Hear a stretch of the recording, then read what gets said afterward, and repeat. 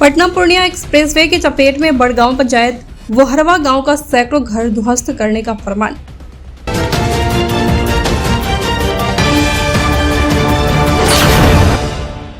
नमस्कार, स्वागत है आपका बेगूसराय न्यूज प्लेटफॉर्म में। मैं हूं आपके साथ खुशी। आइए नजर डालते हैं आज की बड़ी खबर पर। प्रेस रिलीज जारी करते हुए समाजसेवी त्रिभुवन कुमार ने कहा, केंद्र व बिहार सरकार के द्वारा पटना पूर्णिया एक्सप्रेसवे बनाने का घोषणा के आलोक में निर्माण कार्य प्रारंभ हुआ है, जिसमें दरभंगा कुशेश्वर स्थान विधानसभा क्षेत्र अंतर्गत पश्चिमी प्रखंड बड़गांव पंचायत का वोहरवा गांव का 5 दर्जन से अधिक घर पटना पूर्णिया एक्सप्रेसवे चपेट में आ गया है, लेकिन जनता को विभाग भनक तक नहीं लगने दिया है।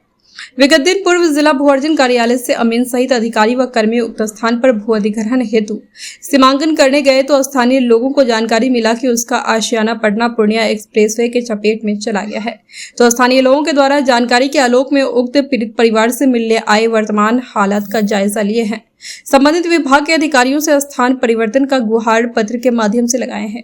वहीं आरटीआई एक्टिविस्ट विनोद कुमार ने कहा, सरकार पटना पूर्णिया एक्सप्रेसवे निर्माण हेतु चिन्हित भूमि के उत्तर और दक्षिण दिशा में खाली स्पेस होने के बावजूद भी नहीं सहित विभाग ने मनमानी के तहत सभी के आशियानाओं को नष्ट करने के लिए उक्त स्थान को चयन किया है। गलत है। सरकार को जिम्मेदारी के साथ यह सुनिश्चित करना चाहिए था कि पटना पूर्णिया एक्सप्रेस में खाली स्पेस किधर से है, वैसी जगह को चिन्हित करना चाहिए था। सरकार इस तरह से तानाशाही फरमान जारी करके संविधान और लोकतंत्र का हत्या का मुख्य जिम्मेदारी निर्वाह करना सुनिश्चित करना चाहते हैं। वही एनएसयूआई के जिला अध्यक्ष दिलखुश कुमार ने कहा, मैं देश का प्रधानमंत्री व बिहार का मुख्यमंत्री और पथ परिवहन मंत्री नितिन गडकरी साहब से पूछना चाहते हैं, आपकी सरकार जनता के दुखद में खड़े बेसहारा का सहारा, भूमिहीन को भूमि देकर जनता का हितैषी के रूप में प्रतीत दिखाते हैं। वही विभाग जनता के आशियानाओं को उजाड़ने का संकल्प लिया है। यह कैसा जीरो टॉलरेंस है। वही प्रीत कौशल यादव ने कहा, मैं सरकार से हाथ जोड़कर विनती करता हूं, उक्त एक्सप्रेसवे निर्माण हेतु चिन्हित भूमि पर पुनः विचार करें और खाली स्थान को चिन्हित करने का कृपा प्रदान करें।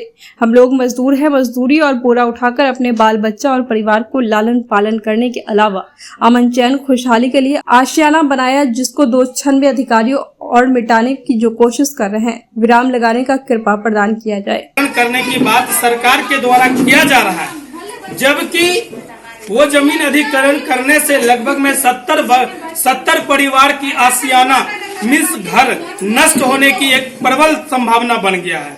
ठीक उसी चिन्हित भूमि के दक्षिण दिशा में अगर हम 200 फीट 100 फीट मध्य चले जाते हैं, उसके ठीक उत्तर दिशा में अगर 100 फीट मध्य चले जाते हैं तो एक भी मकान नहीं टूटेगा।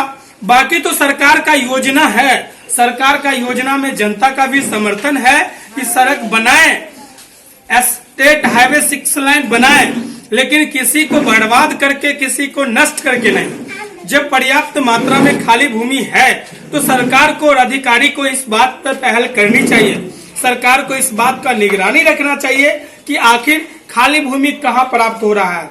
कुछ अधिकारी इस तरह से होते हैं जो सरकार का पैसा का भी दुरुपयोग करना चाहता है।